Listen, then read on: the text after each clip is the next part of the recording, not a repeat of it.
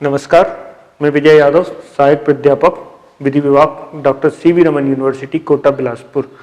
आज का मेरा जो टॉपिक है वो है कॉन्टेक्ट ऑफ प्लेज, गिरवी की संविदा, भारतीय संविदा अधिनियम 1872 के अनुसार।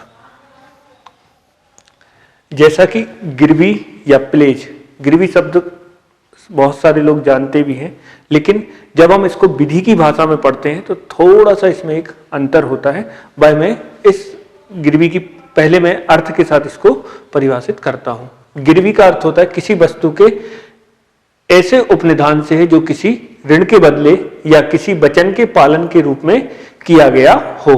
तो जो इसका जो अर्थ है वो है, सबसे पहले तो किसी वस्तु का उपनिधान। उपनिधान से यहां पर आशय होता है कि उस वस्तु को किसी दूसरे व्यक्ति के पास परिधान करना या उस वस्तु को किसी व्यक्ति के पास रखना, और जो कि किसी ऋण के बदले में हो, यानी जो आपने उससे ऋण लिया हो या उसका वचन दिया हो। गिरवी हमेशा चल संपत्ति की होती है, अचल संपत्ति की गिरवी नहीं की जा सकती है। ठीक, तो आगे अब जब हम इसको भारतीय संविदा अधिनियम 1872 की धारा 172 के अनुसार पढ़ते हैं तो उसके अंतर्गत गिरवी, गिरवी कर्ता, गिरवीदार शब्द को भी परिभाषित किया गया है। तो सर्वप्रथम हम देखते हैं गिरवी को, किसी ऋण के भुगतान के लिए अथवा किसी वचन के पालन के लिए प्रतिभूति के रूप में किसी वस्तु का उपनिधान गिरवी कहलाता है। तो सबसे पहले गिरवी के अंतर्गत किसी ऋण का भुगतान, दूसरा आ जाता है इसमें किसी वचन का पालन, और पालन किसके लिए, गारंटी या प्रतिभूति के रूप में किसी वस्तु को उपनिधान करना। उपनिधान का मैंने अभी बताया ना, जो आशय होता है वह वस्तु किसी के पास परिधान करना या उसके लिए वह वस्तु को देना गिरवी कहलाता है। उपनिदाता अर्थात वस्तु का परिधान करने वाला व्यक्ति गिरवी कर्ता कहा जाता है, और उपनिहिती अर्थात जिस व्यक्ति को वस्तु परिदत्त की जाती है वह गिरवीदार कहा जाता है।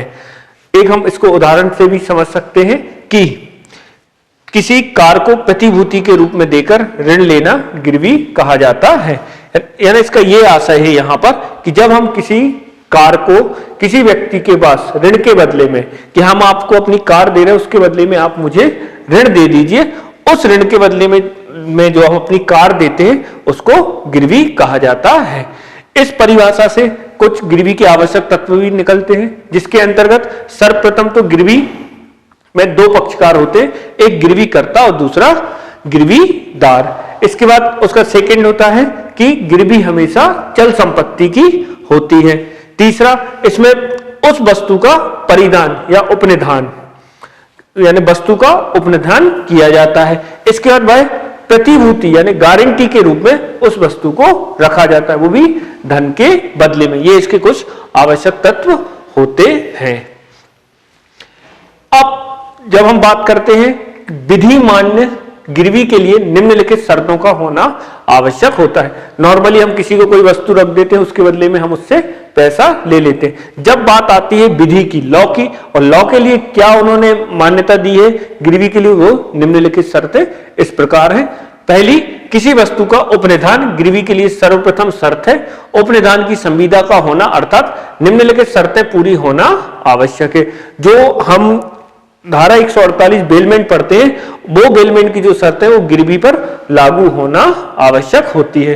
तो फर्स्ट, कई वस्तु एक व्यक्ति द्वारा दूसरे व्यक्ति को परिदत्त की गई हो, यानी जो कोई वस्तु है, जिस वस्तु को आपने किसी के पास गिरवी रखना है तो वह उस व्यक्ति को आपको परिदत्त करनी पड़ेगी, उस पर से आपको अपना कब्जा अलग करना पड़ेगा। दूसरा होता है वस्तु का परिधान किसी प्रयोजन के लिए किया गया हो। तो जो दूसरा है ना, उसमें उसको उद्देश्य होना कि आपको धन की आवश्यकता है, आपको उस वस्तु की आवश्यकता है जिसके लिए आप उस वस्तु को क्या करते हैं, परिधान करते हैं। फिर तीसरा है परिधान इस शर्त पर हो कि प्रयोजन पूरा हो जाने पर वस्तु वापस लौटा दी जाए, अर्थात शर्त के अनुसार, अन्यथा बेनीत की जाएगी। जैसे ही आपका, जिस प्रकार आप उपनिधान में आपका प्रयोजन पूर्ण होने के बाद वस्तु लौटा देते, उसी प्रकार जब आपके पास आपका प्रयोजन पूर्ण हो जाता है तो आप उस वस्तु को, उस ऋण को चुकाते हैं और उसके बदले में उस वस्तु को अपने पास वापस ले सकते हैं। फिर नेक्स्ट आता है वस्तु का उपनिधान किसी ऋण के भुगतान या वचन के पालन की प्रतिभूति के रूप में हो। गिरवी के लिए एक यह तत्व उपनिधान से इसे अलग कर देता है कि ऐसा उपनिधान किसी ऋण के भुगतान का वचन के पालन की प्रतिभूति के रूप में किया गया हो। जब ऋण का भुगतान कर दिया जाता है तो गिरवी रखी हुई वस्तु गिरवीकर्ता को वापस हो जाएगी। तो इसका मतलब ये है कि ये यहां पे आके ये जो गिरवी है वो उपनिधान से थोड़ा सा परिवर्तित हो जाती है, उससे उसके उस आवश्यक तत्व से थोड़ा डिफरेंट रहती है कि जिसके अंतर्गत जैसे ही हम गिरवी जो ऋण लिया होता है उस ऋण का भुगतान करते हैं तो जो हमारी वस्तु है वो हमें वापस प्राप्त हो जाती है। इसके बाद नेक्स्ट आता है गिरवी कर कौन सकता है। गिरवी कर कौन सकता है?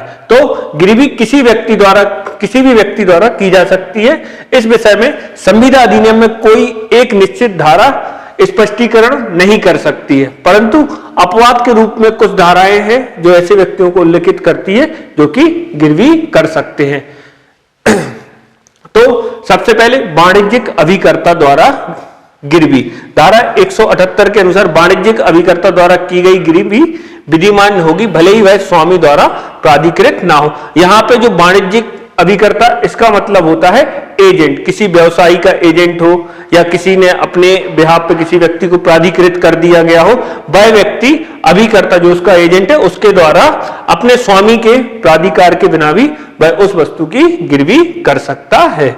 फिर आता है शून्यकर्णी संविदा के अधीन कब्जा रखने वाले व्यक्ति द्वारा गिरवी। शून्यकर्णी संविदा वह संविदा होती है जो हम कॉन्ट्रैक्ट एक्ट में पढ़ चुके हैं पहले कि ऐसी संविदा जिसको पालन किया जा सके या ना किया जा सके वह संविदा शून्यकर्णी संविदा कहलाती है। उसके अंतर्गत धारा 178 के अधीन यदि वस्तु गिरवी रखी जाती है तो ऐसी गिरवी विधिमान होगी, परंतु शर्त यह है कि गिरवी के समय उस संविदा का विखंडन ना किया गया है और गिरवीदार ने सद्भाव पूर्वक वस्तु को धारण किया हो। विखंडन से ऐसा है कि वह संविदा का भंग ना हो तो वह गिरवी हो सकती है। फिर नेक्स्ट आती है सीमित हित रखने वाले गिरवीकर्ता द्वारा गिरवी। यहां पे मैं सीमित हित को एक उदाहरण के द्वारा समझाता हूं कि का 1000 रुपए के लिए अपनी वस्तु खा के पास गिरवी रखता है। खा उस वस्तु को अपने हित की सीमा तक उन वस्तुओं को किसी अन्य व्यक्ति को गिरवी रख सकता है। यदि इससे अधिक के लिए वह गिरवी रखता है तो का जितनी रकम के लिए खा के पास गिरवी रखा है उतनी रकम देकर अपनी वस्तु को वापस ले सकता है। यानी जहां तक उस वस्तु पर उसका अधिकार होगा वह उसी अधिकार तक उस वस्तु को गिरवी रख सकता है। सपोज एक अंगूठी मैंने 1000 रुपए की कीमत की थी, उसके लिए मैंने गिरवी रखा, तो जो गिरवी करता है वो उस 1000 रुपए तक ही उस वस्तु को गिरवी रख सकता है, उससे अधिक पर नहीं। तो इस प्रकार से हम गिरवी